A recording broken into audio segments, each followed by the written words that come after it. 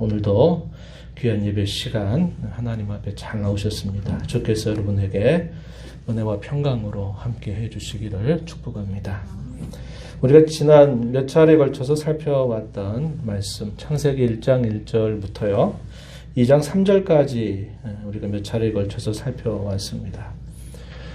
그 내용에서 우리가 읽었던 말씀은 하나님께서 6일 동안 모든 천지와 만물을 창조하셨다고 하는 사실, 그리고 마지막 7번째 날에 하나님께서 안식하시면서 우리를 위한 귀한 날을 특별하게 제정해 주신 일에 대해서 살펴보았습니다.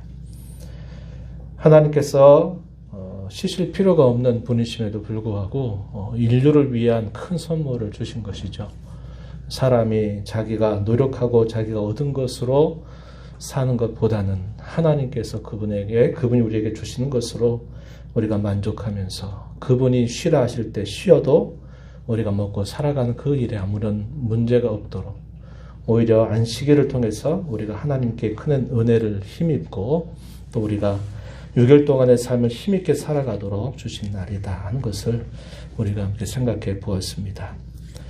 오늘 우리가 살피게 되는 2장 4절부터 25절, 2장 마지막 절 내용, 이 내용은 우리 사람을 창조하신 일에 대한 특별한 기록을 우리에게 가르쳐 주고 있고, 또 하나님이 사람과 처음 맺으셨던 언약이 무엇인가 하는 것을 자세하게 소개를 해주고 있습니다. 그러면서 우리 인류가 어떻게 시작이 되었는가, 1장 1절부터 2장 3절까지의 내용과는 조금 다른 관점에서 또 다시 설명을 해주는 내용을 우리가 오늘 접하게 될 겁니다. 오늘도 성령 하나님께서 저와 여러분의 마음을 또 열어주시고 또 주의 뜻을 깨닫게 하시고 순종함으로 더 큰 은혜를 누리게 되는 모두가 되기를 바랍니다. 오늘 우리가 읽은 내용 가운데서요, 창세기 2장 4절 말씀 한번 보시면은 이렇게 소개가 되죠. 이것이 천지가 창조될 때 하늘과 땅의 내력이다, 이렇게 표현했습니다. 4절의 반은 딱 잘라서 봤을 때 이것은 하늘과 땅의 내력이다, 이 말은 1장 1절부터 2장 3절까지의 내용을 한마디로 요약적으로 표현하고 있는 말로 우리가 보면 되고요. 그 다음에 4절의 뒷부분, 여호와 하나님이 땅과 하늘을 만드시던 날 하면서 쭉 4절 하반절부터 마지막 절까지 쭉 소개되는 내용은 또 다른 관점에서 이제 또다시 시작을 하고 있다는 것을 보여줍니다. 하나님 천지를 창조하셨다라고 하는 이 말씀을 사용할 때 하나님이 사용하신 이름은 엘로힘, 들어보셨죠? 엘로힘이라고 하는 말을 표현하면서 하나님이 천지를 창조하셨다, 이 표현을 계속 사용했습니다. 그러다가 여기 4절 하반절에 새롭게 등장하는 표현이 있어요. 어떤 표현이 등장하냐면 여호와 하나님이 땅과 하늘을 만드시던 날, 이렇게 표현되어 있습니다.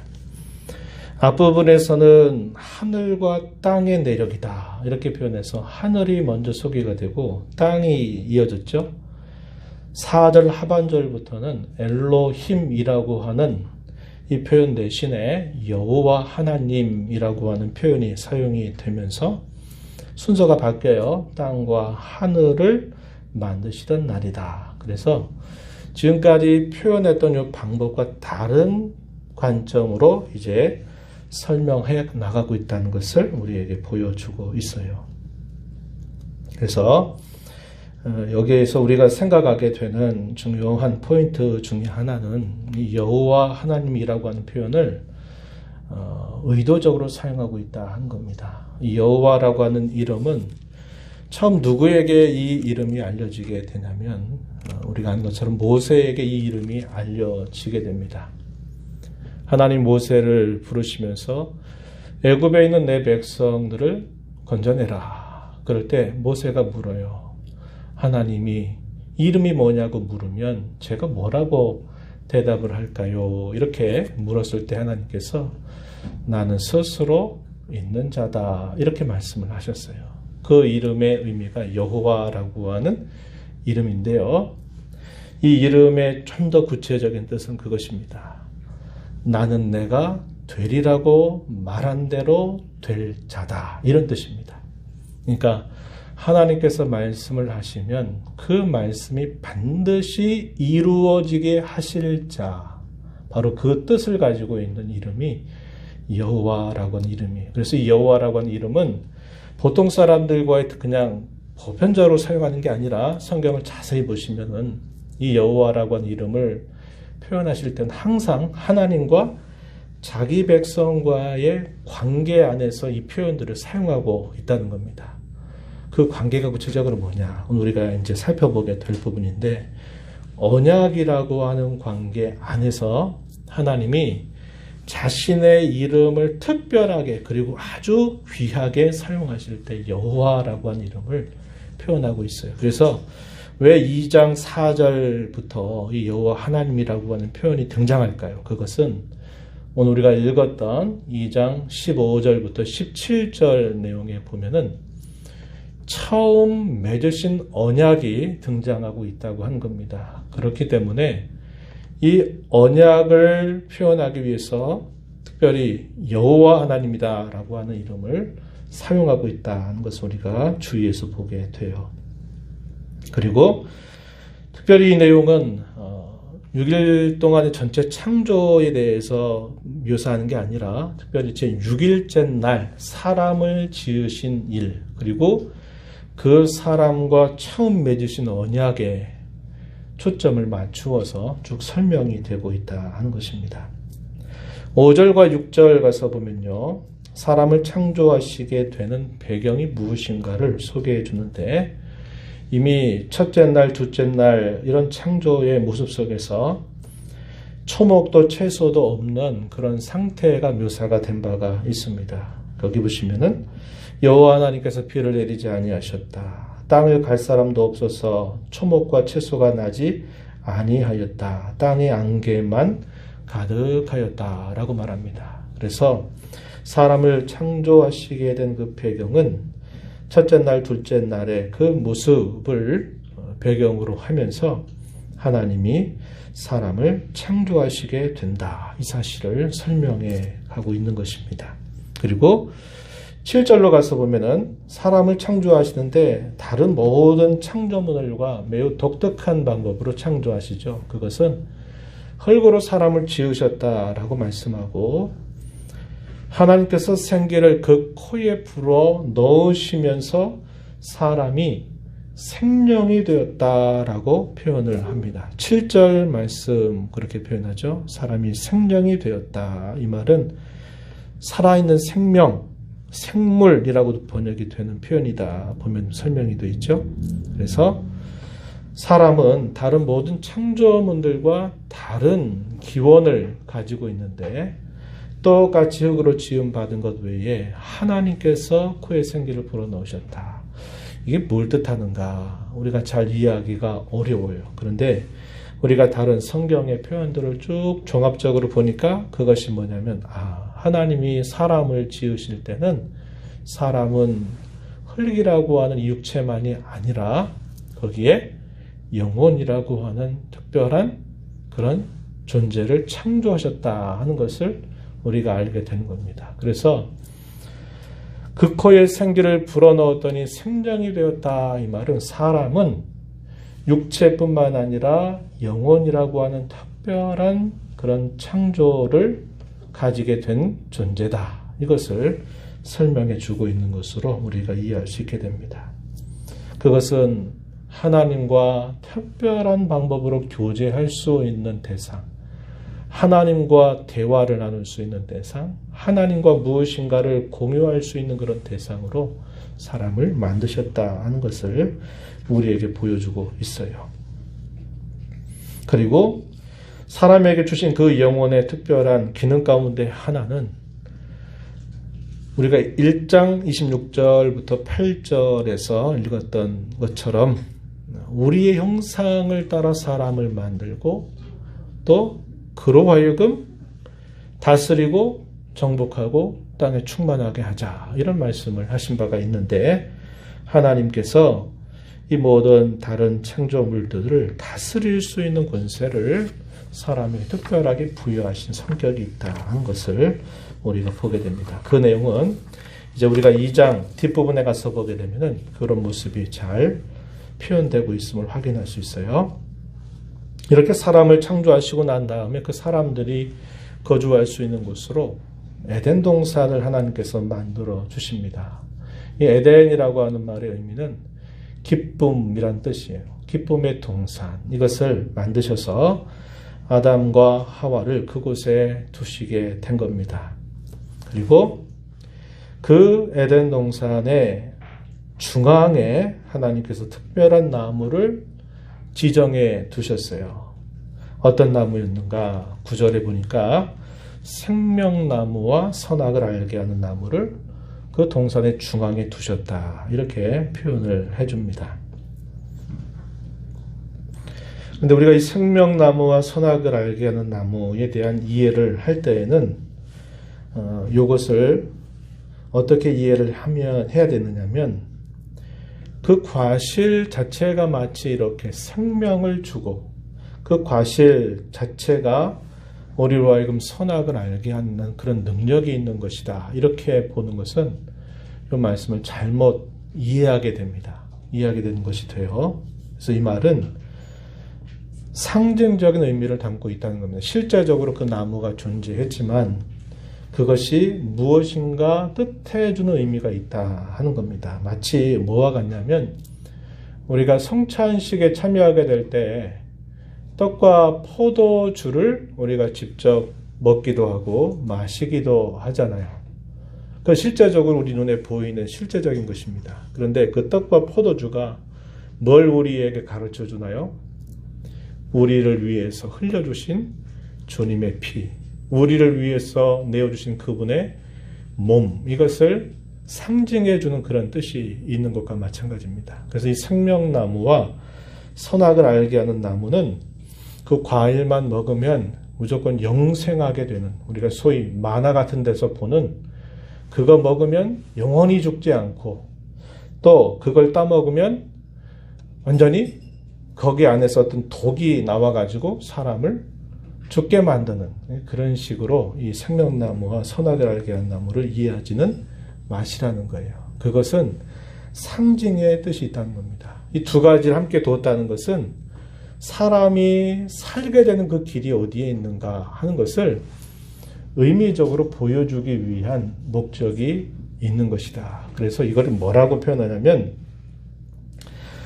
성례전적이다 이렇게 말해요. 조금 말은 어렵지만 우리가 성례라고 할 때 아까 말씀드렸듯이 세례를 받을 때는 물이라고 하는 걸 통해서 그가 그리스도와 함께 연합이 되었고 하나가 됐다라는 것을 우리에게 뜻하게 만들고 떡과 포도주를 먹고 마시는 것을 통해서 내가 주님이 나를 위해서 죽으신 그분의 주님의 죽음과 부활에 내가 참여하게 되는 것을 우리에게 가르쳐 주는 것과 마찬가지 원리로 이 생명나무와 선악을 알게 한 나무도 그 자체가 곧 마치 떡이 곧 그리스도의 몸이 되고 포도주가 곧 그리스도의 피가 된다. 이것이 아니라 상징해주는 의미다 이 말이죠. 천주교나 혹은 로마 카톨릭에서는 실제로 사제가 이 떡을 들고서 기도를 마치고 나면 실제로 그 떡이 그리스도의 몸이 된다라고 가르쳐요. 그래서 이거를 화체라고 말합니다. 될 화자, 실제로 몸이 된다. 화체, 그래서 화체설이라고 그래요. 그들은 일반 신자들에게는 포도주를 주지 않아요. 왜 그럴까요? 포도 줬다가 혹시 포도주 한 방울이라도 땅에 떨어지면 어떤 일이 되는 겁니까? 그리스도의 피를 땅에 떨어뜨렸다 그러니까 일반 신자들에게는 포도주를 주질 않아요. 사제가 마시고 요만한 성체라고 말하는 그 요만한 떡 하나 주는 거예요.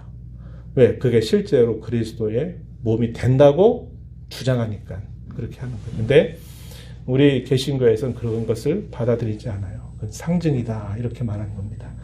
여기 생명나무와 선악을 알게 한 나무도 그런 상징적인 의미가 있어요. 물론 실제하고 있었던 나무입니다. 그런 뜻이 있다. 그래서 이것을 성내전적으로 봐야 된다. 이렇게 표현하는 거예요. 이해가 좀 되시는지 모르겠어요. 자, 넘어가 보죠. 그리고 이 에덴 동산의 주변 환경이 어떤 환경이었는가를 설명해 주는데요. 문명이 발생할 수 있는 좋은 요건을 다 갖추고 있는 상황임을 우리에게 보여줍니다. 에덴 동산으로부터 이제 물줄기가 네 근원이 쭉 갈라지기 시작하는데 여기서부터 강이 네 강으로 쭉 뻗어나가게 됨을 소개해줍니다. 10절 말씀에 보면은 강이 에덴에서 흘러나와 동산을 적시고 거기로서부터 갈라져서 네 근원이 되었다. 그래서 네 개의 강을 소개해줍니다. 비손강, 기혼강, 티그리스강으로 알려져 있는 히데겔이 표현되고요. 유프라테스강, 유브라데로 번역되고 있는 이 강이 소개가 되고 있습니다. 그래서 이 에덴 동산 자체는 이런 문명을 발전시킬 수 있는 좋은 요건을 갖추고 있었다는 거예요. 우리가 이 말씀 어떤 말씀과 같이 연관시켜서 봐야 되냐면 1장 26절부터 18절 우리가 지난번에 살폈던 그 말씀과 연계해서 살펴봐야 돼요. 하나님께서 땅을 경작하고 지키게 하고 그것을 다스리게 하고 하는 모든 일들을 통해서 하나님은 하나님을 섬기는 좋은 문화를 만들어가기를 하나님 원하셨다 그랬어요. 그냥 땅에서 밭 갈아가지고 식물만 심어가지고 식물만 먹고 천년만년 그렇게 살라고 하나님이 하신 게 아니라 하나님께서 우리 사람에게 주신 특별한 지혜라든지 재능을 발휘해서 그걸 통해서 하나님의 하나님 되심을 잘 드러내도록 그런 기대를 가지고 하나님 우리 사람을 만드셨어요. 그래서 땅에 충만하고 또 번성해라 그리고 다스려라 하는 그 명령 속에는 그런 문화를 잘 만들어서 하나님을 잘 섬기게 하라고 하는 그런 뜻이 있다 이 말입니다. 그래서 하나님이 첫사람을 만드셔서 이 에덴 동산에 두셨을 때 이 에덴 동산은 그런 문화를 일궈낼 수 있는 좋은 여건들을 다 갖추도록 하나님이 해주시고서 그것을 경작하고 지키게 하셨다는 것을 보여주고 있다는 것입니다. 우리가 읽었던 15절 한번 가서 보시면은 이렇게 표현했어요. 여호와 하나님이 그 사람을 이끌어 아담을 말합니다. 에덴 동산에 두어 그것을 경작하고 지키게 하셨다. 경작했다, 지키게 하셨다. 이 말은 그곳에서 문화를 잘 이루어갈 수 있도록 하나님이 그 일들을 아담에게 그 일을 부여해 주셨다 하는 것을 보여주고 있는 겁니다. 그래서 이 경작하고 지킨다 이걸 우리가 다르게는 노동을 한다, 수고한다 라는 의미로 이 말을 이해할 수 있는 표현이에요. 그래서 사람이 노동할 수 있는 것 이것은 인류에게 내리신 벌이 아니라 하나님이 인류에게 주신 특권이고 축복이라고 하는 겁니다. 그래서 이 노동하고 수고하고 땀을 흘리는 것은 타락되기 이전부터 하나님께서 창조의 규례로 우리 사람에게 주신 아주 신성한 것이다 이 말입니다. 그래서 그 노동 자체를 가지고 우리가 그것을 업신여기거나 그것을 별것 아닌 것처럼 여기는 태도는 바람직한 태도가 아니다 하는 것을 우리가 보게 되는 겁니다. 아무것도 하지 않고 그저 놀고 먹고 살면 그게 복인 줄 알지만 성경은 그걸 복이라고 말하지 않는 겁니다. 사람은 땀을 흘리고 수고하고 일할 수 있게 하나님 처음부터 사람을 그렇게 지으셨다 하는 것입니다. 그래서 이 노동은 일하는 것은 하나님께서 주신 창조의 규례다. 이렇게 우리가 정리할 수 있는 그런 표현이에요. 그리고 나서 하나님이 하신 일 뭐냐면 첫 언약을 아담과 함께 그 언약을 체결하신 일입니다. 이 내용이 16절 17절입니다. 한번 본문으로 가서 보세요. 여호와 하나님이 그 사람에게 명하여 이르시되 동산 각종 나무의 열매는 내가 임의로 먹되 선악을 알게 하는 나무의 열매는 먹지 말라. 내가 먹는 날에는 반드시 죽으리라. 되게 언약이라고 하는 말은 쌍방의 서로 약속을 우리가 언약이라고 말합니다. 쌍방. 두 사람이 서로 말을 통해서 이렇게 하자고 서로 약속한 것을 두고 언약이다. 그리고 이걸 또 다르게는 조약이다. 이런 말을 써요. 그런데 여기 나타나고 있는 이 표현을 보면 쌍방의 그런 어떤 약속이 있는 게 아니라 일방적이죠. 하나님께서 아담에게 일방적으로 말씀을 하시는 겁니다. 사실상 사람과 사람 사이에 어떤 언약을 세울 때는 이런 쌍방 관계가 형성이 되지만은 하나님이 우리 사람과 언약을 체결하실 때에는 항상 하나님이 주도권을 쥐고 계시다는 겁니다. 그리고 그 언약에 관계된 약속에 있어서는 하나님이 주도권을 가지고 계시기 때문에 그 약속을 하나님은 분명하게 지키신다 하는 것을 우리에게 보여줍니다. 아까 제가 초두에 여호와 하나님이라고 하는 말의 의미 제가 말씀드렸죠.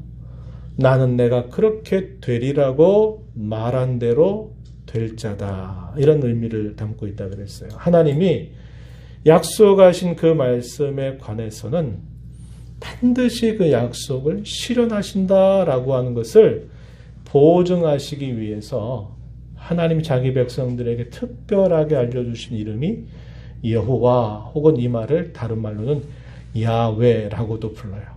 발음상의 차이입니다. 그래서 우리말로는 여호와라고 되어 있지만 천주교인들이 보는 공동번역 성경에는 야훼라고 표현이 되어 있어요. 같은 표현이에요. 발음을 어떻게 하느냐 하는 그 차이일 뿐 같은 의미입니다. 그래서 여호와 하나님을 이렇게 자신을 표현하셨는데 뭐라고 말씀하셨어요?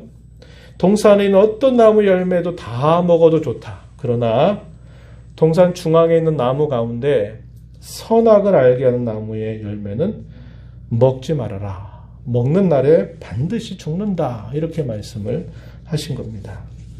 이걸 두고 첫 언약이라고 말해요. 그럼 이 언약은 어떤 형태를 취하고 있냐면 순종을 조건으로 해서 그로 하여금 영생을 주시겠다고 하시는 약속입니다. 내가 이 말을 잘 듣고 이 말을 늘 마음에 두고 따라 산다면 넌 영원히 죽지 않고 영생을 하게 될 것이다. 이것을 약속하고 있는 것이고 반대로 이 명령을 깨뜨리고 순종하지 않게 된다면 반드시 죽게 된다 하는 것을 말씀하고 있다 하는 겁니다. 선악을 알게 하는 나무, 이 나무는 어떤 의미를 우리에게 전달해 줄까요? 참된 지혜가 무엇인가를 알려주는 나무가 되죠.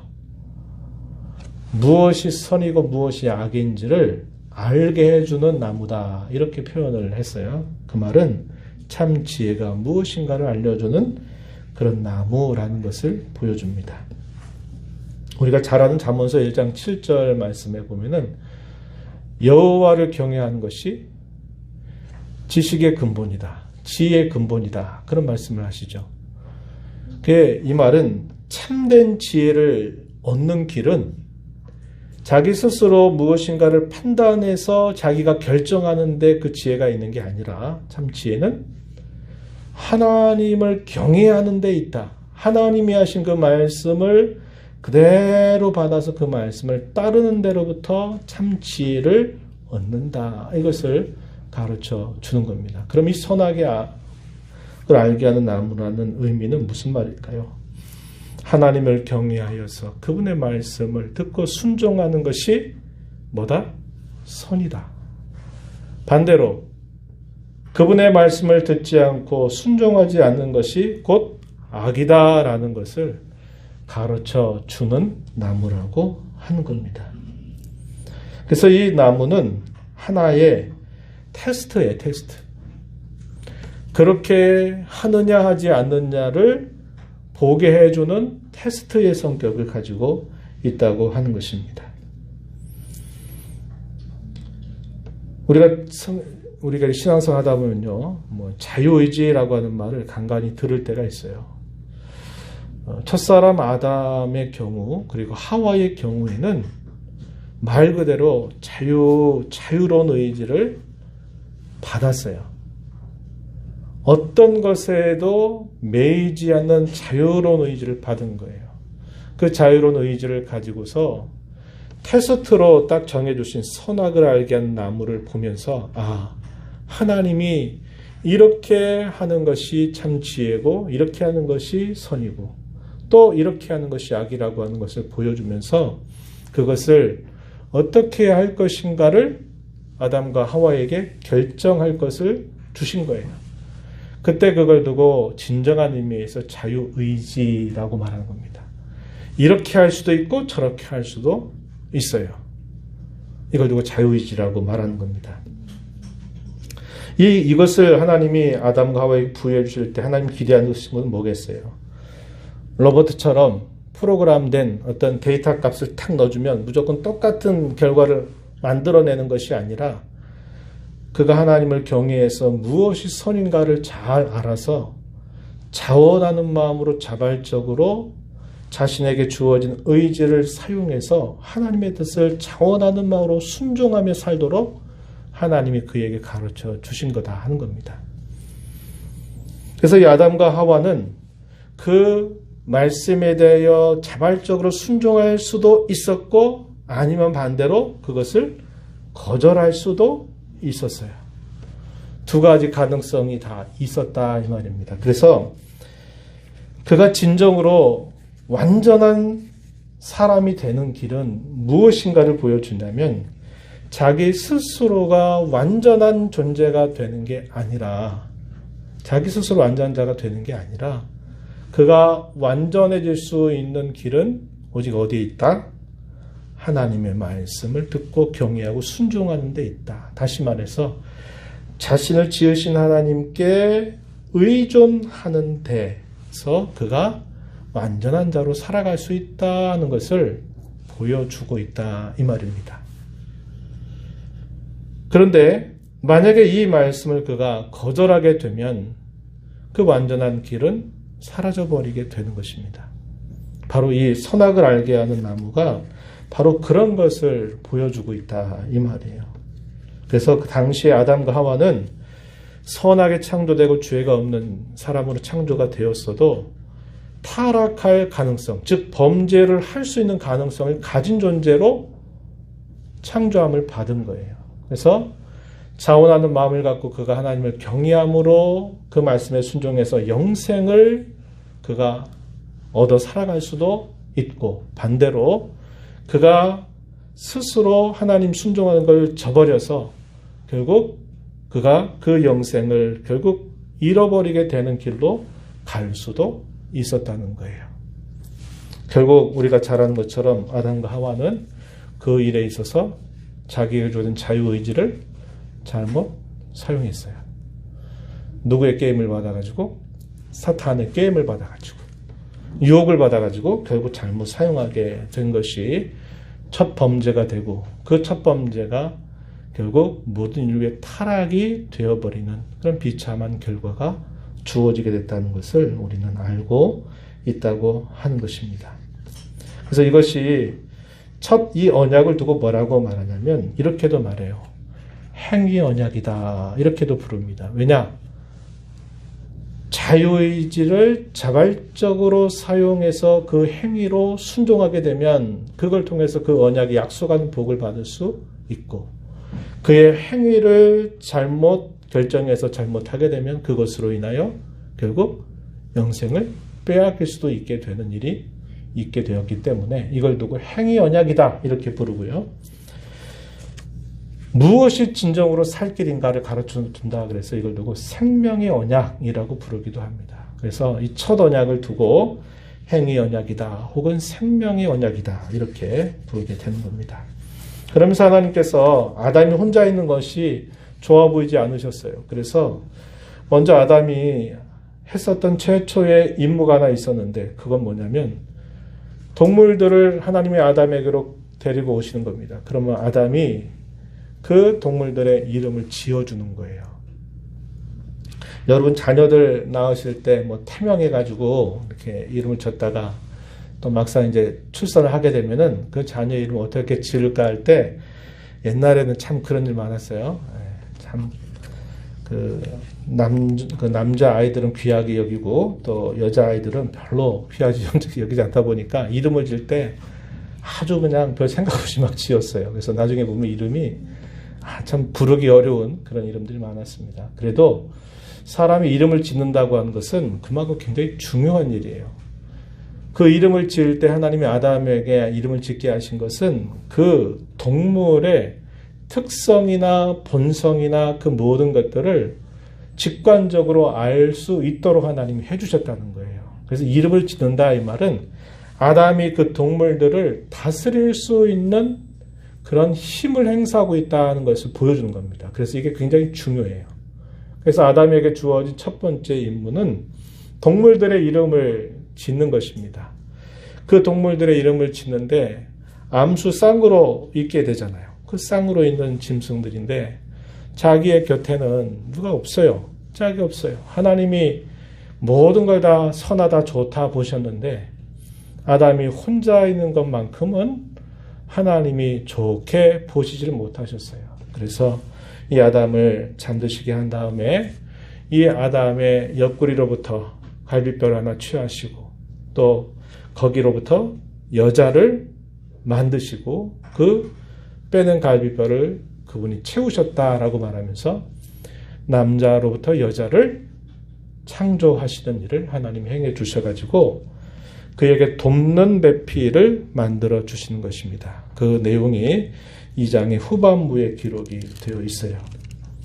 그러면서 하나님이 또 하나의 규례를 덧붙여 주신데 그게 뭐냐면 남자가 부모를 떠나서 그의 아내와 합하여서 둘이 한 몸을 이룰 것이다 라고 하시면서 하나님께서 이 아담과 하우의 인류 최초의 주례를 하시고 결혼제도를 창조의 규례로서 하나님이 제정해 주신 사실입니다. 그래서 이 가정을 이루면서 하나님께서 그에게 말씀하셨던 그분의 뜻을 함께 서로 힘을 모아서 그 일들을 이루어 가도록 하나님이 이 아담과 하와를 창조하시고 배려해 주셨다 하는 것을 우리에게 잘 보여줘요. 여기 돕는 배필이라고 하는 말의 의미는 꼭 맞는 배필이란 뜻입니다. 꼭 맞는 배필. 이게 무슨 말이냐면 부족함을 채워줄 수 있는 배필 이런 뜻을 담고 있는 표현입니다. 그래서 아담이 하와를 보고서 어떻게 말합니까? 이는 내 뼈 중에 뼈요 살 중에 살이다 이렇게 말하면서 그 하와를 기뻐하는 아담의 모습이 표현되고 있다는 겁니다. 그래서 이 결혼은 인류 최초의 이 결혼의 제도를 보게 되면 남자와 여자가 만나서 한 몸을 이루고 또 한 사람이라는 겁니다. 일부 일처제를 말하는 거예요. 일부 다처라든지 이런 것들은 성경의 가르침이 아니다 하는 것을 우리가 이걸 통해서 확인하게 되는 것이죠. 우리가 이 말씀을 통해서 몇 가지 생각을 하고 좀 말씀을 맺으려고 합니다. 하나님은 그 사람과 어떤 방식으로 관계를 맺느냐, 언약이라고 하는 방법을 통해서 관계를 맺으신다 하는 것을 오늘 우리가 말씀을 통해서 확인하게 되고요. 사람은 그 언약 안에서 참된 가치와 행복을 발견할 수 있는 존재라는 것을 우리 이 말씀을 통해서 생각하게 됩니다. 하나님과 맺은 그 언약 관계 안에 바르게 살아갈 때 그것이 가장 우리로 하여금 행복한 삶을 살도록 하나님은 우리에게 처음부터 그렇게 디자인해 주셨다 하는 것을 우리가 이걸 통해서 배우게 됩니다. 우리가 잘 아는 것처럼 첫 언약은 아담의 범죄로 인해서 그 언약이 깨어져 버렸어요. 그러나 하나님 편에서 세우신 그 언약은 결코 깨어지지 않아요. 그래서 그 다음에 또다시 언약을 세우시는데 우리가 이제 다음 시간에 읽어가는 내용을 보게 되면 언약이란 말은 나타나지 않지만 하나님의 일방적인 약속으로 언약이 주어집니다. 그래서 이걸 은혜 언약이다 이렇게 불러요. 그 내용을 우리가 확인하게 되고 그 은혜 언약의 최종적인 절정, 클라이막스라고 부르는 그 절정이 어디에서 이루어지게 되냐면 예수님을 통해서 맺은 언약으로 그 절정을 이루게 된다고 하는 겁니다. 그래서 오늘 저와 여러분이 이 자리에 있는 것은 하나님께서 맺으신 그 언약 안에서 그분이 우리에게 그 언약으로 만나 주셨고 우리를 그 하나님 앞에 언약의 백성으로 삼아 주셨기 때문에 우리가 오늘도 이 자리에 예배 자리에 함께 있다 하는 것을 우리는 알게 되는 겁니다. 마찬가지입니다. 똑같아요. 첫사람 아담에게 말씀하셨던 것처럼 사람은 하나님을 경외하고 하나님을 의지하고 살아가는 데로부터 참된 지혜를 배우고 그 사람은 더 온전해지게 돼 있어요.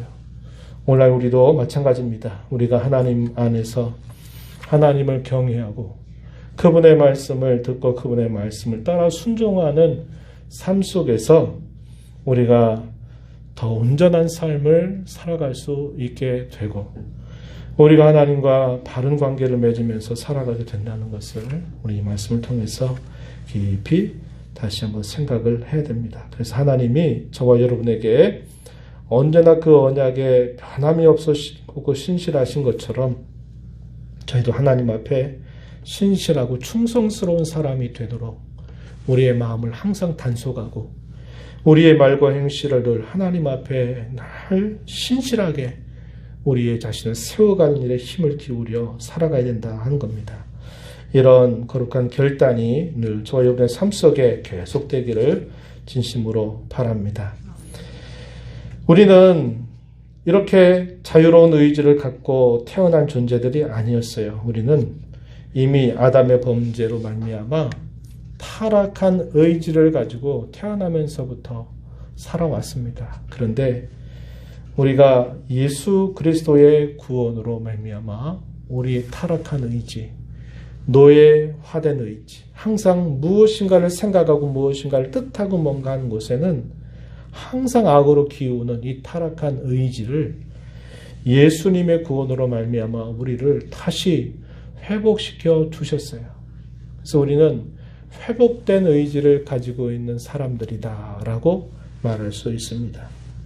그 회복된 의지가 뭘까요?